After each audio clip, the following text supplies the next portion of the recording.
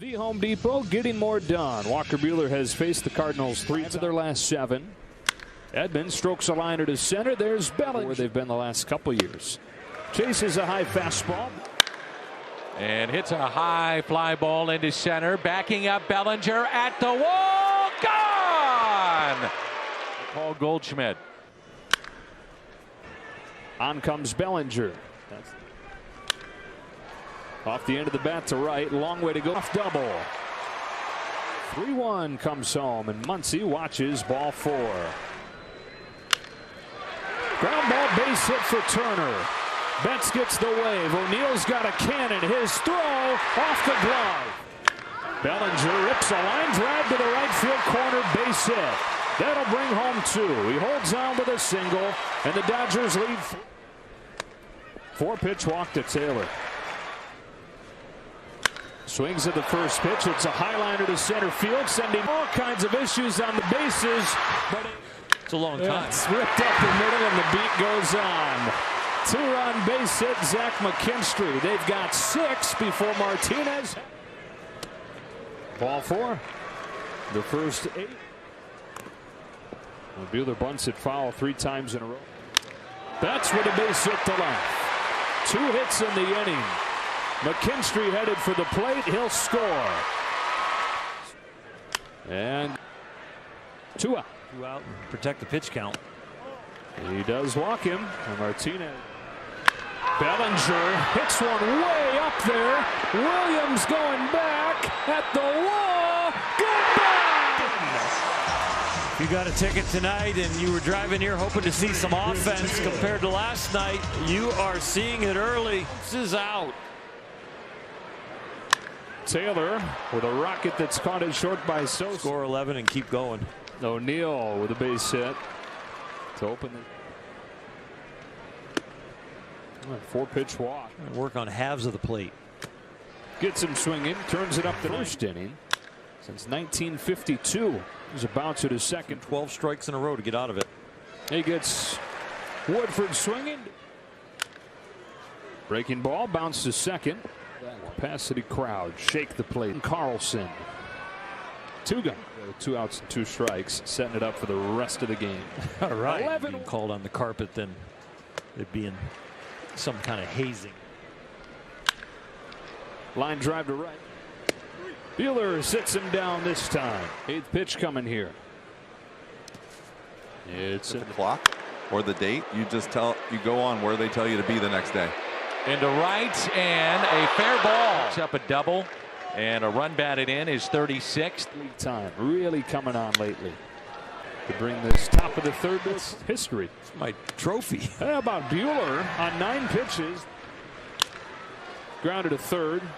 Rondon to second. Max Muncy hit on the ground to second. Edmund goes to second.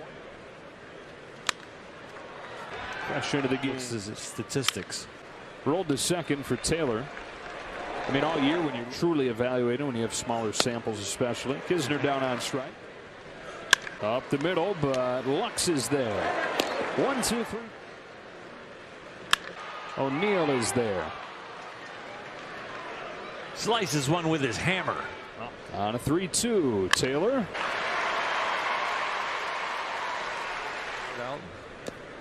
Think about what's on the card, and are we on the same page? That's a fair ball. It might not be a grand slam, but it'll drive in 2. Buehler chugging for second. Betts the other way. 3rd hit for Mookie Betts. McKinstry in to score. Buehler stopped at 3rd. The ground is second. Tommy Edman will throw Muncy. Punches the first one on the ground to McKinstry. 2 quick outs. Dylan Carlson. Fly ball into the corner and right, and it's gone. Just inside. Second half of this road trip. Retreating to the track. Squares up. Makes this. Rondon's got it with the next one to Bellinger. He's looking for something else. He took strike 3. Hit a home run or anything? I don't know. I'd have to look it up.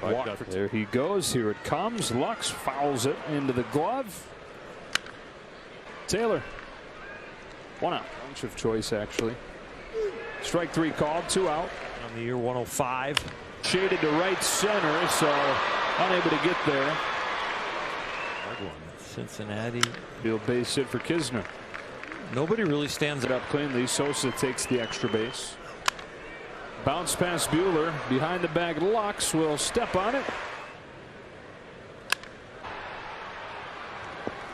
The Riverside when he was 11th. Yeah, he's got it. 2 up and 2 down. Here was a good one. Long way to go for McKinstry, who gets there. Wow, look at that changeup to get Carlson swing.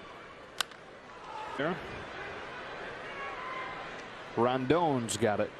2 pitch. Sugo takes ball 4. Takes the walk. We don't get any on that. On a 2-1. Williams out towards the wave. Williams has it. Here he is. Calmly plays it, throws it low. Miller moves under it and puts it away. Out a second. And Lex is going to reach on an air. And if your rabbit ears weren't strong enough, you'd wrap them with tin foil. Mendez. Ran a halfway. Break it. True. Oh. Give it a shot. You need to pile up the strikeouts. And Vesia gets him to chase. 1 gone. Vesia's 1-2 pitch. Got him. Back-to-back. See if you can finish the broadcast. He got him. Cody, that first inning, you guys had 11 runs. How much fun was that? Yeah, it's fun. That was the first. Usually I'm on the other side where I don't get the hits in the big innings. So it was good to get the hits in the big innings there for myself. So now your first time around the bases, Chris Taylor was right on your heels. What was going through your head in that moment? I don't even know.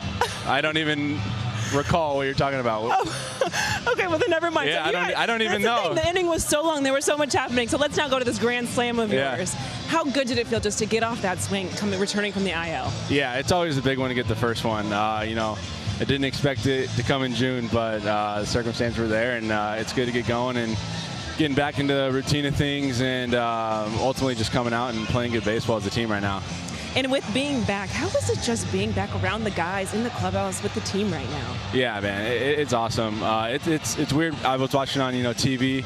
You almost become like a fan, and so it's like I said, it's nice to get back and go on a road trip, tomorrow and get back with the guys, and it's just fun. This is where I want to be. And you had mentioned when watching it looked a little easier than actually playing out there. But that first inning, I have to say, you guys made it look like a breeze. So was it as easy as it looked? We made it look like it was on TV. Yeah, that's for sure.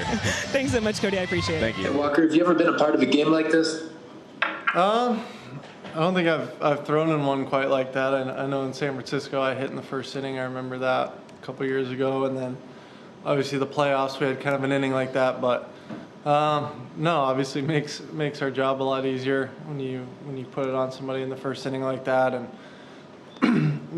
it's a tip of the cap to the offense. Obviously, I was the first guy to get out, so our guys did a great job tonight. When you go out for the top of the second inning, are you leaning into the fact that you have this massive advantage on the scoreboard, or are you telling yourself this is a nothing game? Are you making up a score in your head? Yeah, I mean it's a little bit of both. I think you get even more mad when you don't throw strike one, and when you walk guys, it's even more frustrating. But at the end of the day, I want to be a little bit selfish at times and try and go and throw the ball well, and but also get us through the game and still try and go relatively deep. So getting through the sixth was a big thing, and now we got an off day and a big series this weekend. Thank you. Next question is from Juan Toribio. Go ahead. Hey, Walker, it's not a question we ask you. Are you feeling pretty good at the plate? You got your first double of your career. No, it's just kind of blind squirrel finds a nut thing for me up there. But I'm trying, man. I try and touch it, but no, today was my best day so far. And you kind of mentioned it there, but how did you feel on the mound? Obviously, you had that big lead, but what do you think of your performance overall? Yeah, I mean, I felt really good going into it. The bullpen, I felt good, and then you get kind of that long inning, and it changes a few things. But just trying to stay competitive and stay in there as long as I can. So feel good about that. But at the end of the day, I don't like giving up runs and especially home runs. So still some things to work on, but happy to get a win before we get out of here. Thanks, Walker. Next question is from Bill Shakin. Go ahead. Walker, do you see now that you're starting to get all the guys back from the injured list and maybe the schedule gets a little bit lighter with some of the teams you're going to play, that this is a chance to make a move here? Yeah, I mean, we're certainly not out of it. I think we're 2 games behind maybe coming in, so it's a little early to be super worried about that. We're just trying to play good baseball, and obviously we had that little lull in kind of the middle of the year, but we've played really well outside of those 20 games or so. So we're in it. We're talented. We feel good about our team, and now it's about going and doing it more than anything. Thank you. Next question is from Kirsten Watson. Go ahead. Hey, Walker, what did you think of Edwin Uceta coming in behind you and the innings that he had?